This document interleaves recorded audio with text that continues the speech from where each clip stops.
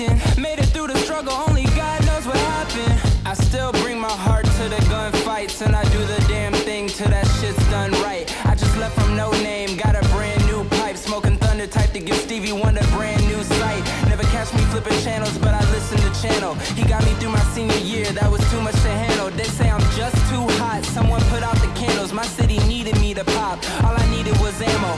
One mother, no father, he's a bitch, I'll never need him. Never stand to see a woman get mistreated. Never had a secret big enough or worth keeping. I never lived a night out that was really worth sleeping. I was dreaming for a long time, but shit is now reality. A lot of old girls that just couldn't stay mad at me. Been a long time coming and you hate it, nigga. I'll be the first and last to say it, I'm the greatest, nigga. Since 96. Since 96. Yeah. Since 96. Yeah.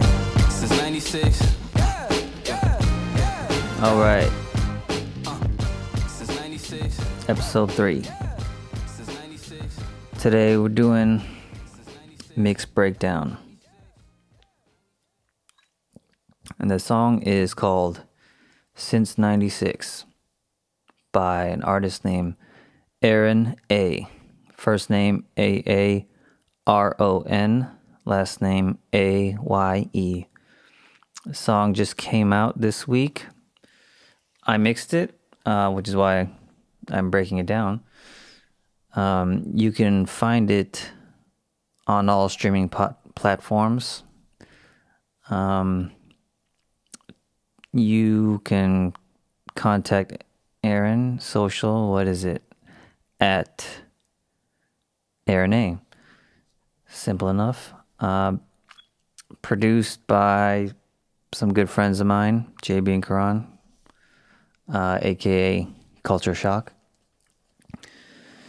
So that was a little snippet. Get a feel for what the song's about. It's a good song. Please check it out. Please support. Where to begin? So the song is called Since 96. Talking about Aaron, talking about himself. Born in 1996. 96. So relevant as a title for him in his life, and the music that you're hearing along with it is very relevant as that in that it sounds like it's from 96, which I love that about it. It's definitely brings me back to that era. It's a very good time, musically. A lot of good times, a lot of good music. All right, first let me break down the song as mixed, like what I said it was going to be, what the title of the episode is. So, what you hear is a very classic golden era sounding hip-hop track. And then you hear Aaron doing his thing. He's doing some singing, he's doing some rapping, some in-between version of both, a nice little hybrid. So there's not a whole lot going on. It's a drum break, and it's a horn sample, and a bass line. A couple other minor things later in there, but that's pretty much what it is. So when I started working on this song, it was a different approach than what I normally would do for a mix. Normally, I get sent a song to mix, and what it ends up being is that the song is taken as far as the producer can take it, as far as what they want it to sound like, what they're envisioning for it, and I'm just trying to polish, enhance, and just take it to that final 10%. Sometimes more, depends on how bad it sounds. But I'm trying to make it sound pristine. I'm trying to make it sound like that clean, polished final product version that you would expect to hear on the radio or a radio streaming kind of service, thing like that. But in this case, it was different. That was not the end goal necessarily, and that was taking direction from the producers and the artists. Is that they had lived with the song for quite some time as a rough version, and really felt like that was just what it needed to be. And I think for this song, that definitely makes sense. So instead of trying to make this all clean and nice and neat, it was more about how can you just take the feeling that's in that rough version, and how do you just make that feeling feel even more of that feeling, enhancing the feeling and not necessarily the sonics. So I did my thing on it.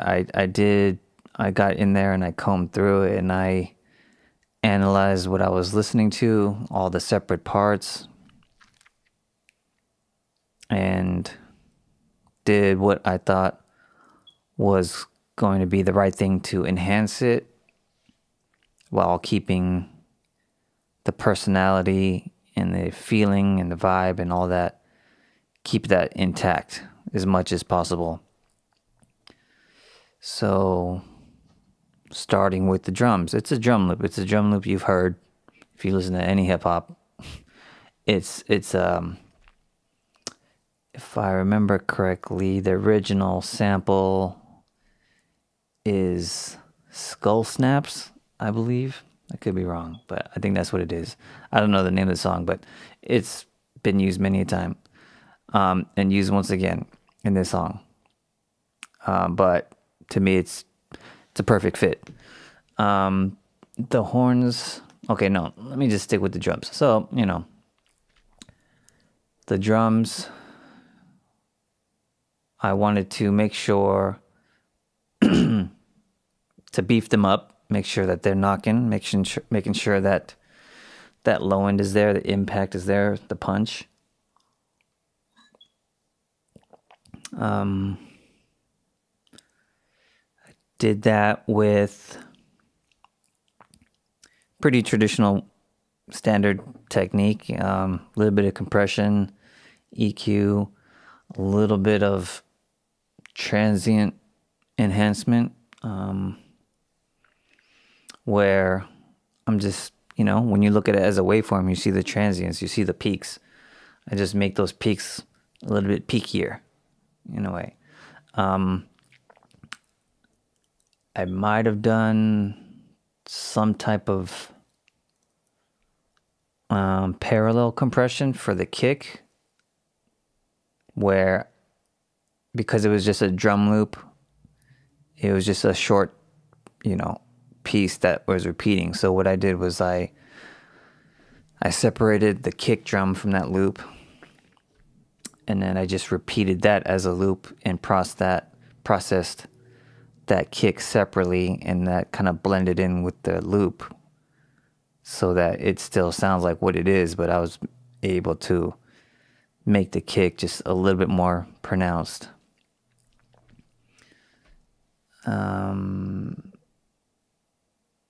And I used a lot of subtle stuff to just give it more, even more of that analog warmth. So I did some saturation. Oh, by the way, this is all in the box, 100% in the box. So I added some more saturation, tape saturation, tube saturation, maybe even, I think I might have even did some kind of bit depth kind of thing. Like I might have used Decimort, or maybe even just the Pro Tools Lo-Fi plugin just to bring it down to a 12-bit resolution. Or maybe not. Maybe it already sounded like that. Yeah, I think that was pretty much it for the kick. And then we had the main sample, horns, where I did similar thing, saturation, I mean on everything pretty much, tape and tube. Added a little more presence and bite on the horns, so they have just that impact, especially in the beginning, how it just comes in right there with the horn. So it's really just meant to grab your attention and just be right there in your face.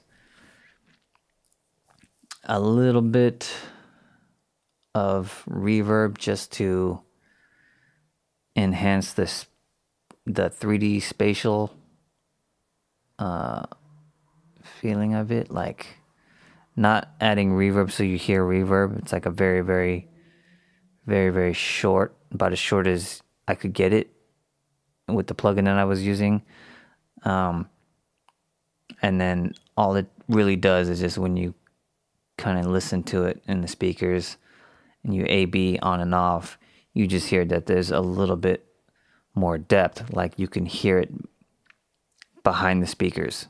It's not just a left and right horizontal kind of 2D space. You're hearing it like it's in the room with you. What I use now for reverb for everything, I use one reverb now almost 90% of the time, and it's the Valhalla Vintage Verb by Valhalla DSP. My favorite reverb, and it's so easy to use, and it's only $50. So please buy it if you use it. You want a reverb, buy that. I might have bought it twice actually, just because I like it that much, and it's so cheap, and there's just one guy doing it, making his plugins. But it's really good for that. That's one thing I figured out with that plugin, is that if I just put the decay time all the way down and I just blend in just a little bit, it'll give me that thing, that 3D space between the speakers without actually adding any actual reverb sound. And that helps in this case to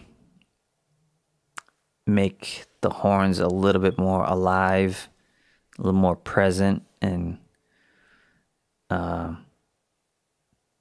just, yeah, with that in your face presence.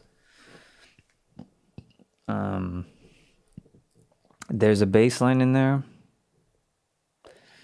It's a live bass, but it's programmed. It's not a real. I might be giving away some secrets, but yeah, it's not a real bass guitar. I mean, it's a sampled one played in MIDI, but I try to treat it as if it was real. So I ran it through an amp simulator, just to round it out a little bit more, because it was a little, just to give it more warmth in the low end, that sub.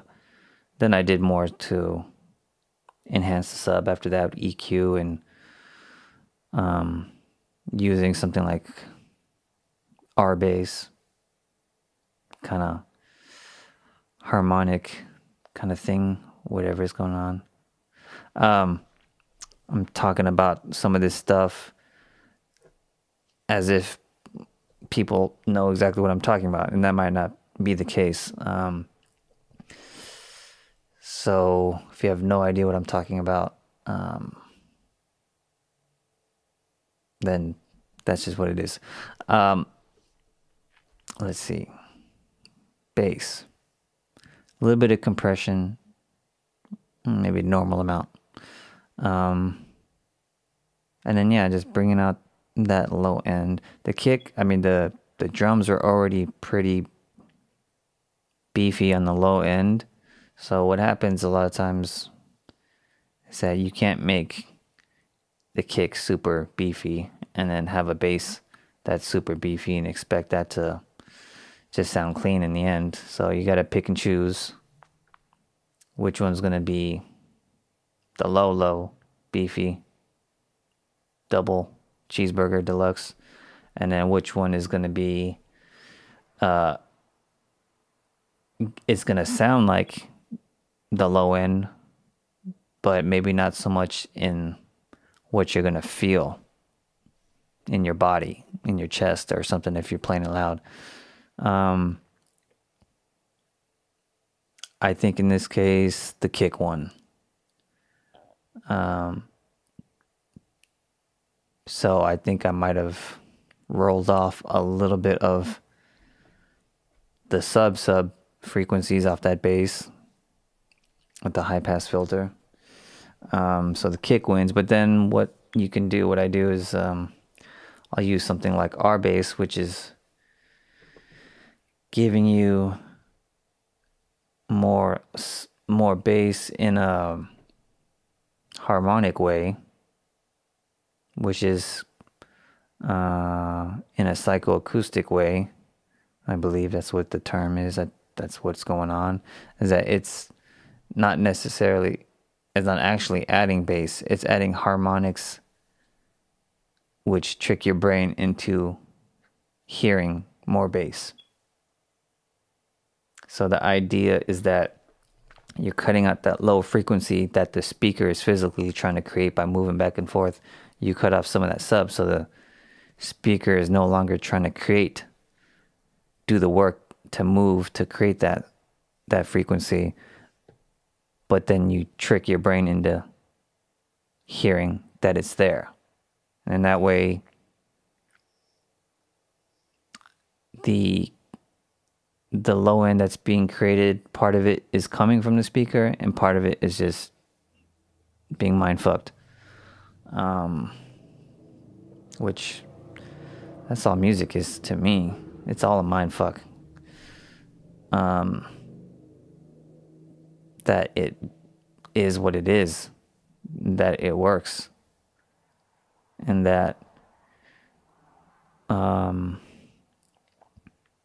whether humans are around or not, I feel like the music still exists. It's just that we discover it. We figured out how to discover it and use it. Like electricity still exists with or without us, but we figured out what it is, how to use it to our advantage. All right. I think there will be a lot of tangents involved in this discussion, talking about this mix breakdown, which I feel like pretty soon I will no longer be talking about a mix at all. But let me just try to finish it up. Then that leaves us with the vocal, doesn't it? The vocal was another thing that it was partially already mixed in a way, the way I got it. So I couldn't necessarily change it a lot if I wanted to. But that's not what I wanted or needed to do to change it. I just wanted to take what it was and just subtle enhancement, because it was sounding pretty close to what it is already. I just wanted to give it a little extra 5% improvement. And then the rest was just making sure the levels were right, keeping it pretty close to what the rough demo was, which somehow became just as much work to do less to get the song to just be the right version that the producer and artist were happy with.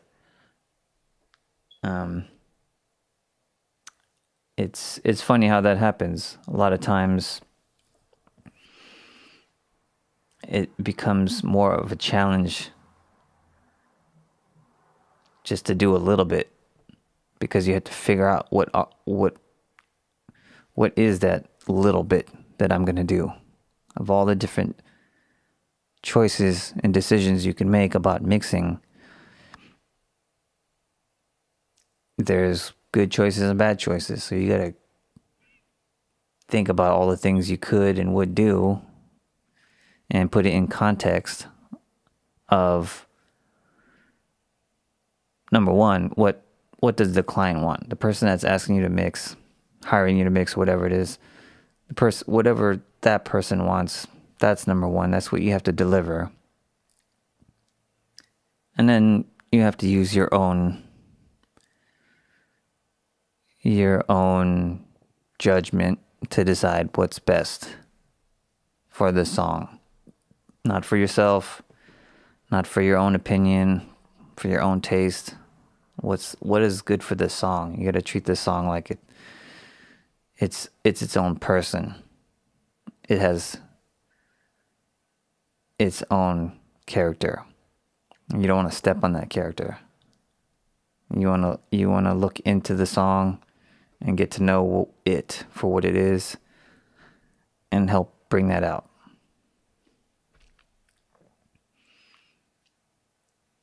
So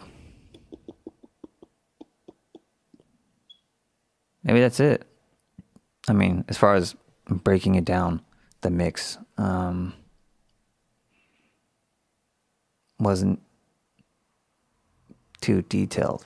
Yeah, like if I'm mixing another song that has a lot of different elements and then they want it to sound like, like a radio song, I'm going to do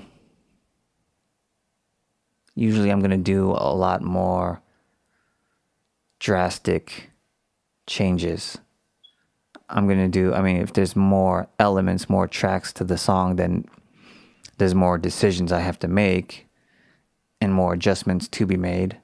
And they're a lot more broad stroke in the beginning. It's like a wide painter's brush, like a 3-inch wide painter's brush you start with. And then as you go along, the brush gets smaller and smaller. And finally, when you get to the end, you're using a fine tip Sharpie. And then even beyond that, after that, you're using a microscope, and you're trying to nudge little particles around.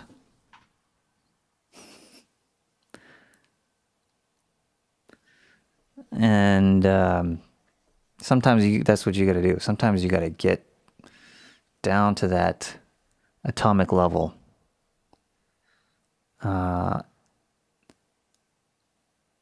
That is one of the things that I really like about mixing, is that sometimes you can just go as deep gets, to try to achieve what you feel is the perfect mix for that song. And there's kind of an end where you go, okay, this is it. It's done. But you can always give it a few days and listen to it again, and you'll find another thing that you would want to tweak, adjust, minor. The stuff that nobody else is really going to actually notice. It's just your own. It's just for you. But not totally. I mean, if you can have the time to do that, and you are actually making the right decisions, then I say, why not try to get that much closer to perfection? Why not try to keep dividing by 2 to get to 0?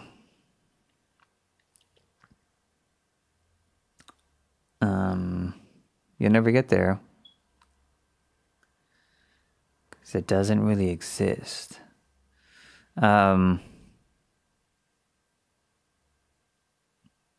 But with this song, Since '96, it's not really a song. Was both what the artists and producers wanted, and also what I believe is actually right for the song, is that it's not something that should be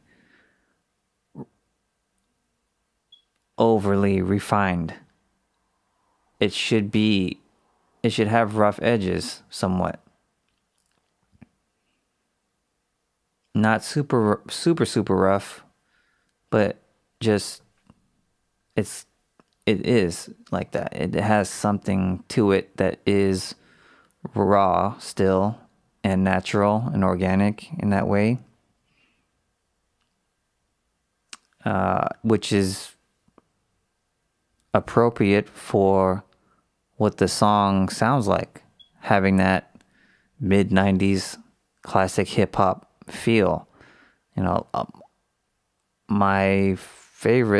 of my favorite music of all time is from that era and that genre, and some of it sounded like absolute shit. Knowing what I know now about music engineering and production, it sounds like absolute shit. But it's some of my favorite music of all time, and always will be. And that's because everything doesn't have to sound clean and pristine and polished. Some things do, but not everything. If you want to think of it, compare it to if this was food. If this food was a cheeseburger. A cheeseburger is simple. Anybody can make a cheeseburger. Doesn't take a lot of skill. Doesn't take an education at a culinary academy. You could just do it. You just go to the grocery store, get the stuff you need, slap it together, and you can technically call it a cheeseburger. But if you know what you're doing, that cheeseburger can become one of the tastiest things you could ever eat. One of the things is just as comfort food. It's just perfect. Like there's McDonald's, which is on the negative side of things, as it can become just way too generic, just like music can become way too generic and mass produced, that it just becomes just some inedible, well, it's edible obviously, but it's just some shit that you should not be consuming. It's not doing anything for you. But say you're at a friend's backyard barbecue. Sometimes you can just throw some stuff on the grill quick. Throw a slice of cheese on it, lettuce and tomato, ketchup and mayo, whatever you like. And it's amazing. It might be like one of the best things you'll eat like all week. But then you can go also to kind of a pretentious kind of burger joint. Not even a burger joint. You can go to a place like Umami or something. You can get a hamburger where I ate there a few times and I initially liked it. And after a while, with each time that I would go back and eat, I realized more and more that I didn't like it. And I didn't like it because they were trying to make it refined and neat and gourmet and fancy and have all these fancy ingredients, which I'm all for fancy ingredients. Just everything has its proper place. But yeah, I think when you over refine it, it kind of loses its original character of what it is. And that's how I see hip hop. And the hip hop that I grew up on, hip hop that I loved, the hip hop that sadly is no longer with us. And I accept that. But that's what made it what it was, is that it was a thing that anybody could do, anybody could access it, and it can be awesome. It could be great. It could be some of the best music of all time, and it is some of the best music of all time. But it was made by people that had no education in it, no money necessarily in the beginning to produce it. They just had the ideas, they had the will to create it, to put it together. They had the passion, they had the dream, they had style, they had personality. And that's all it needed to be. And that's why when I was working on this song, from the first time I heard it, it just reminded me of those times. And I think it's a great song in that way that it feels to me very authentic. It's not trying to be like, hey, you guys want to hear a classic hip hop song in 2017? Well, here you go. It just feels like it is what it is. I mean, if no one said anything to me, I would think it was actually from the 90s and it's a song that I just had never heard before. And I'd be like, oh, who made this? Like, how did this one slip through the cracks? And I never found out who this was. But yeah, it's I really hope people out there feel the same when they hear it. It's October 5th. I think it came out like 2 days ago, I believe. But I've been working on some other songs for Aaron, and I really like him as an artist. I think he's very talented. He's got a story. I'll say that. He's got a interesting life story that has laid the foundation for him to be a great artist, because he's got real life experiences that cause you to want to express and give you a particular perspective on life to talk about and express and analyze and interpret and comment on in your music, in your work, in your art.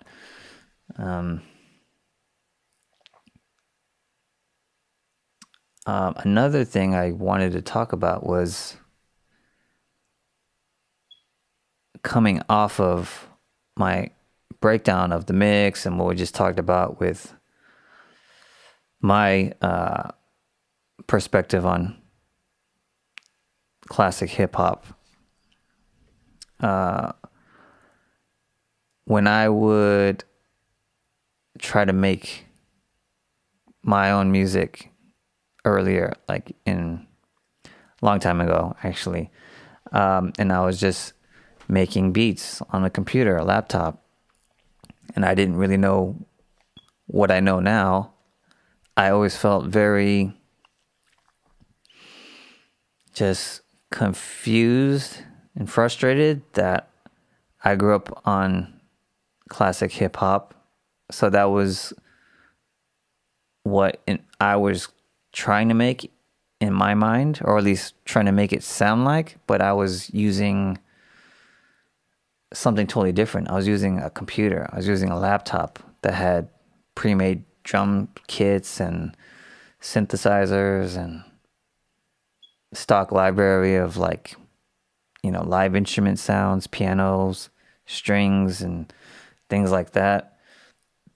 And I thought, man, it just doesn't feel like what I want it to feel like, or what I'm used to, music that I listen to, what it feels like. And I didn't know at that time what the deal was. But now I can look back and think about it in a different way, which is that why does hip hop sound like what it sounds like? Why does it feel like what it feels like? And when I say hip hop is no longer with us, that's just how I feel about it. I used to be kind of bitter once we got to like after 2000, and I was like, hey, hip hop doesn't sound like what hip hop used to sound like, and that makes me upset. Boo this DJ, boo this radio, boo these artists. But it's just gone. It's not coming back. But anyways, about the music of why, when in its golden era, why did it have that energy that it did? And if you break it down in this way, just think about what you're hearing in the final end result. Just pick any classic hip hop song you can think of from that era, and what you're hearing is essentially live instruments that have gone on a very, very, very, very long journey to end up becoming a hip hop song. Now, if you trace it backwards, think of any of your favorite producers out there, or that have been, DJ Premier, J Dilla, Dr. Dre, early Dr. Dre, guys like that, and you think about what they were making, what the songs are.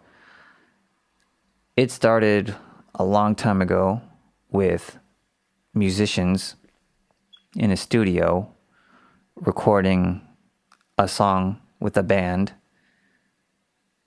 and those instruments and those vocals are being recorded through recording gear of that time, which is all analog,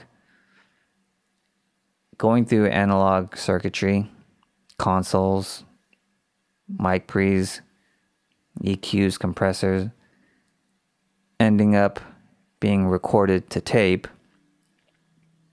being played back from that tape to be mixed down to tape again, that tape being pressed into vinyl, that vinyl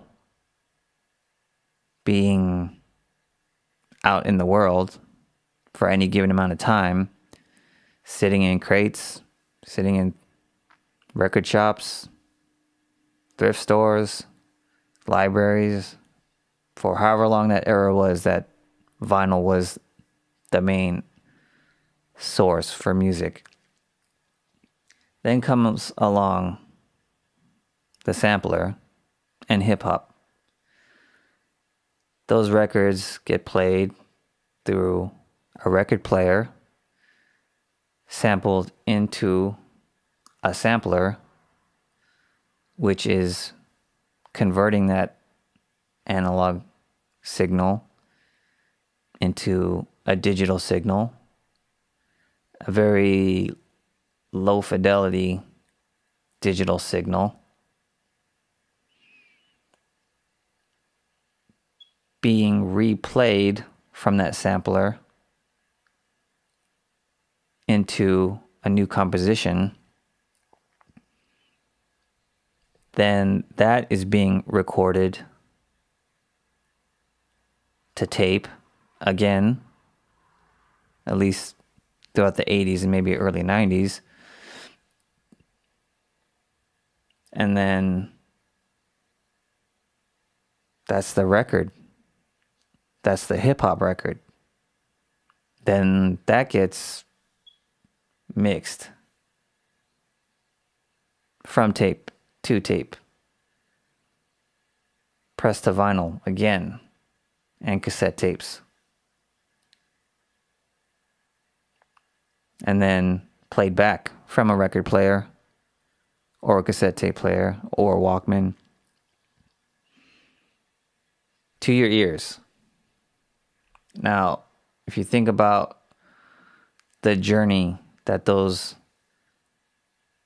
original sounds have made in the course of becoming a hip-hop song, potentially that's 20 to 40 years of a journey that a song, a sound gets recorded and travels through time, travels through technology, electricity, circuits. And really it's like, to me, it's like, what, a 40-year-old bottle of wine. It just started out as grapes. And 40 years later, it's magic. Or it's carbon in the earth that's just been in the earth, getting compressed and compressed and compressed. And it becomes a diamond. And that's why when you try to make a beat on a laptop that's all original sounds, or it's stock sounds, or it's electronic sounds, it's never going to sound like that.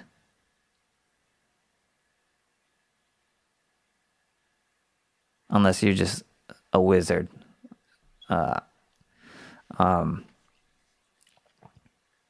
But I think about that stuff now because I have the knowledge of it and the understanding of it. And kind of blows my mind.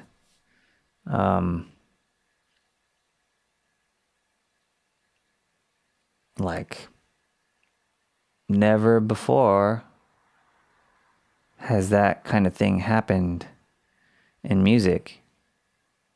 And maybe never again will it happen the same way. It's just, there was a certain time in history where technology was at a certain place, culture was at a certain place, art was at a certain place, society was at a certain place, and all these things intersected. And it's like an eclipse. It's like an eclipse. It's only going to come when bunch of things line up at a certain time, certain place. And they come and they go. They might come back again, but that could be in who knows how many years. So for me, the eclipse is over. The hip-hop eclipse is over. It's been over.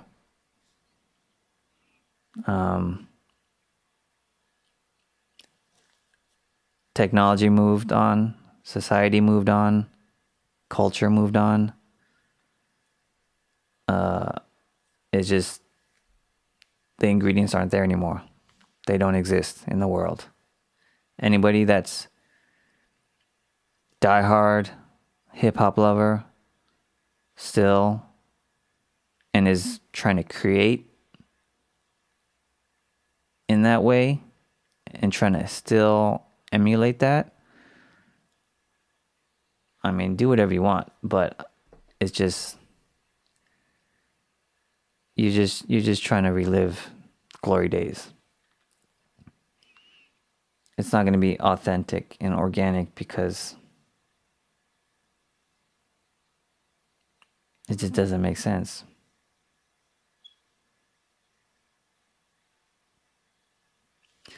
And that was the thing I noticed in once we got to the 2000s, where I saw a split, where there's people going in the direction of, well, hip hop is pretty much mainstream at this point. So there's the people that go that route to be mainstream, where it's something to do to get fame, to get money, to be cool, to just be of a, I don't know what you call it, but yeah, it's not rooted in its original culture. It's just mainstream pop. It's just thrown into the mix. And then there's the people that were on the polar opposite, where they're just trying to hold on to the glory days. And because they're just trying to hold on to it and just replicate it, or at least just try to just stay in it, they're just holding on to a memory. And I felt that I didn't like either direction. And it was a frustrating time for me, because at that time I didn't fully understand it. I just was in it. At that time, that was the only thing I really liked. It's the only thing I really listened to. I wasn't into lots of other genres of music so heavily enough to where I had other stuff to just lean on and really just take up the space that was now empty. Because through my teens, going through college, I had just made hip hop my whole universe for music. That was like all there was for me. So it was a bit like, you have childhood friends, maybe your best friends since the time you were little kids. You grow up and you grow together and it's good times, and then maybe you graduate high school and then you go to one college, your friend goes to another college in some other city, and you don't really see them anymore. You don't talk to them anymore. Then when you do see them, they're a completely different person. And you're not really into that new person that they've become. And it's almost like they became a type of person that you guys used to talk about and said you would never become that type of person. But then they became that type of person. So you're like taken back by it. confused. And maybe you're a little heartbroken. You're a little sad. But then you just got to move on. You live your life. Yeah, I was really into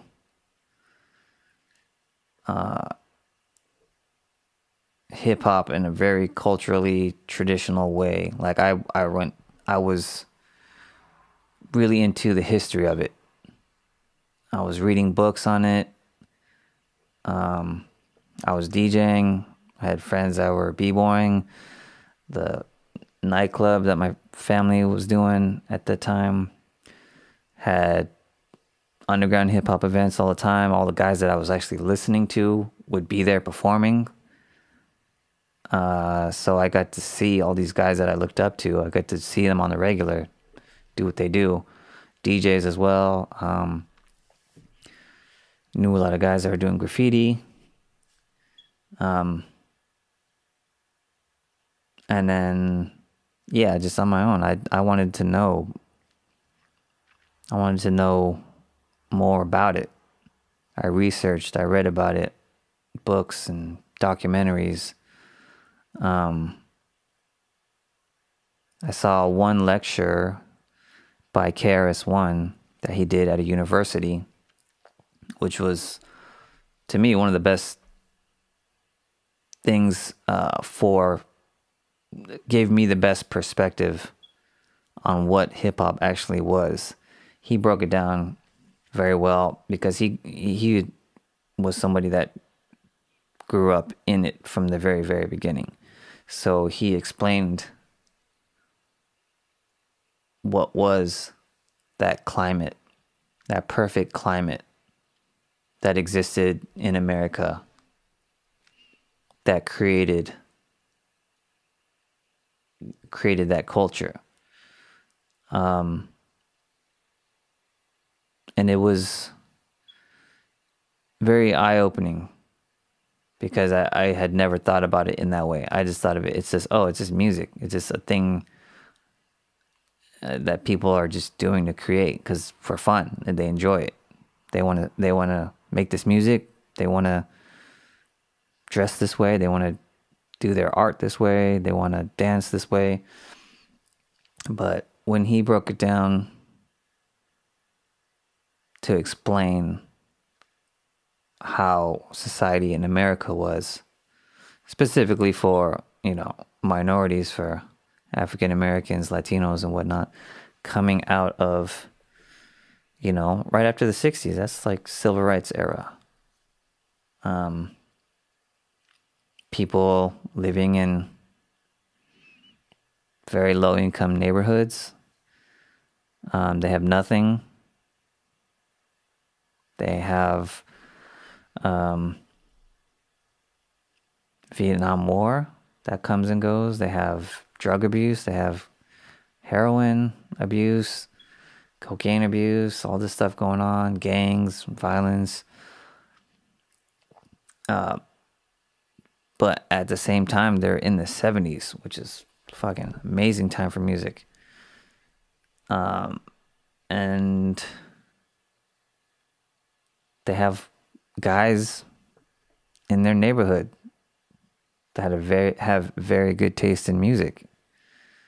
And they play music at parties on the street.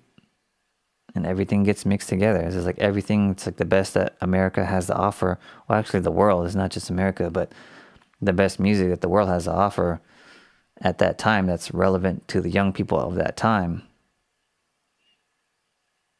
And it just melts all together. The music, the people, the culture, the society. And it just turns into something that became one of the most relevant things in the entire world, culturally. I mean, it spread to every single part of the planet. And to me, that's really amazing. I don't know. There's not a lot of other things that did that. And it did it with all positivity. Like hip hop went all over the world in a positive manner. And it brought positivity to everybody else except Americans, it seemed like, once we got to 90s gangster rap era. But that's another thing. But what you see internationally, as far as hip hop goes, it's like there's not a lot of things that are as uniting as that. Like people love soccer, football, like all over the world, and it somewhat unites them, but it also creates extreme conflict. I mean, people, the way they're passionate about football and soccer and their country beating other countries, it's like it might as well be them going to war. Whereas like hip hop is like, it's just all love when people from different countries get together under the same roof of hip hop. You know, regardless of what bad history people might have country to country, it's like that doesn't matter if people are together, getting together for a hip hop event where it's like some kind of, it's concert, festival, DJ competition, b-boying competition, you know, graffiti, guys that are just, you know, they're just connecting. And that all just kind of like hit me as I was researching and reading about it and learning about it. And I just felt like, wow, it's like, what is this? What is it really? If you just, I mean, I just kind of pulled back from like, I was floating out as if I was floating out in space, looking down on the planet, watching this happen. If you were to be out there and you're just like some kind of like celestial being and you're watching Earth and it's fast forward for you. I mean, it's time goes by fast for you. So you go through the decades pretty quick. So you could watch it and see it, what it is. You see it come from one tiny spot on the planet. It emerges and it covers and crosses the entire planet back and forth several times. And it's something that just brings positivity. It uplifts. It just evolves people. It teaches people how to discover themselves through creativity, through limitless, you know, no rules creativity. Just let it out, whatever it is. And there's no one to tell you, or there's people that are going to tell you to not do it, that it's not cool, that it's not art, that it's not good. But it doesn't matter. You just do it. You do it because you feel it and you believe it. And because you do it and you believe it and you feel it so much, that in itself legitimizes it. It validates it by itself. And for people that were minorities, low-income minorities in America at that time, like, they just found the secret of life. They didn't know it at the time, maybe. But that's what it looked like to me when I looked back on it. And I thought, oh my God. It's like people discovered the ultimate power of being human, which is in their creativity. And it was the people that were at the bottom level of society in America that discovered that. It wasn't rich people, it wasn't powerful people, it wasn't educated people. And I thought, man, what a win for the underdog.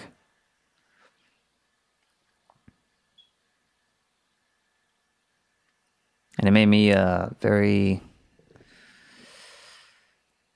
just made me feel very uplifted to start seeing it in that way and think of it in that way.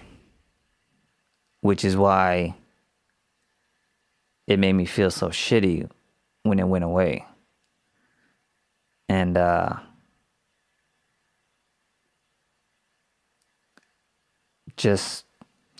fuck, man, humans can't, for some reason, just can't let other humans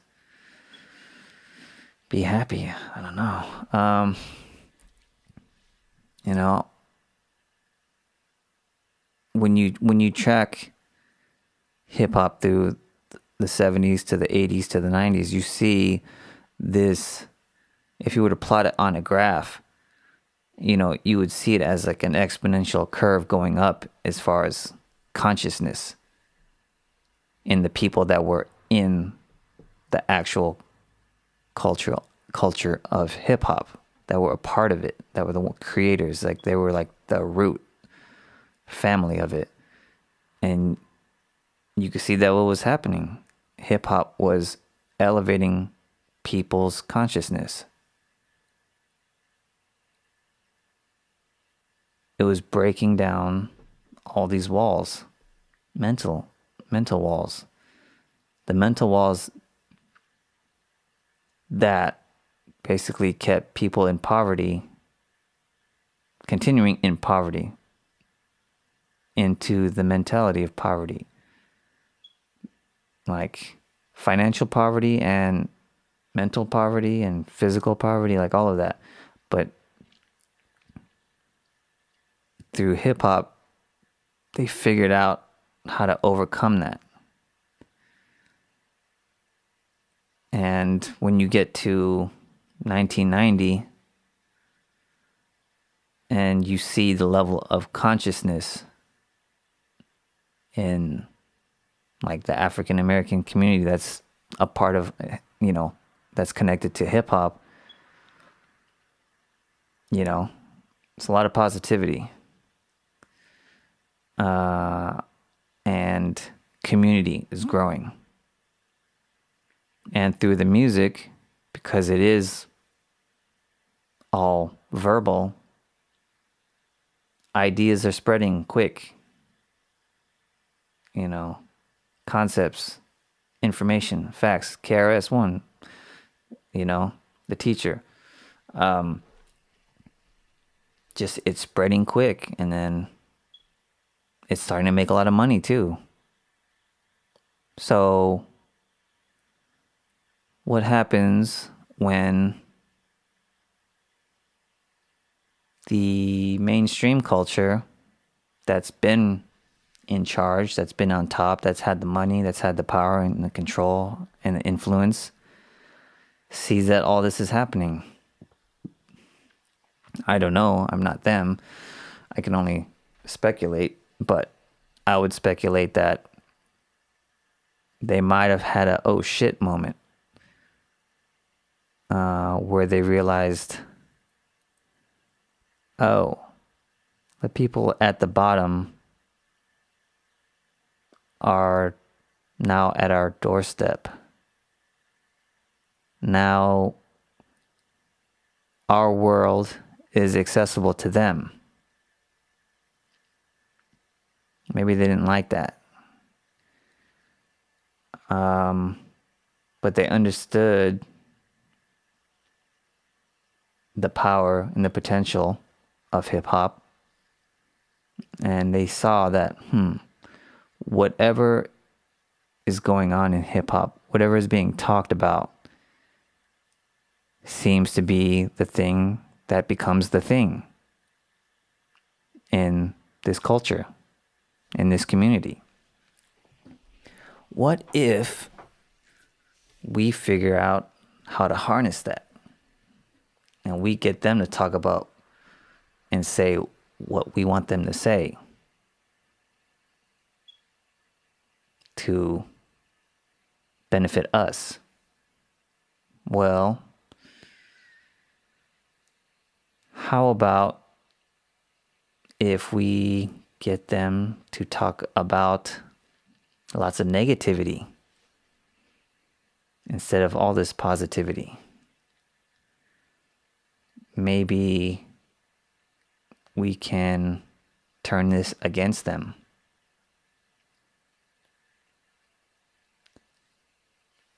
Well, but everybody wants to talk about positivity. Well, they can talk about positivity, but no one's going to hear them if their records aren't being put out, if they're not being signed, if their records are not being produced and played. What if instead we just start signing all the guys that are talking about negativity? We influence them to continue talking about them. We give them money, so that basically they'll do it.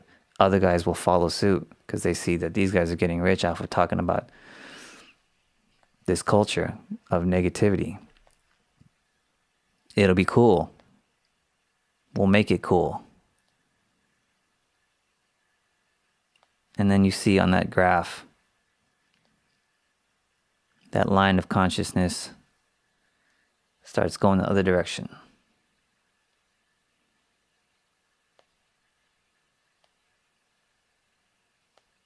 I don't know, just a theory.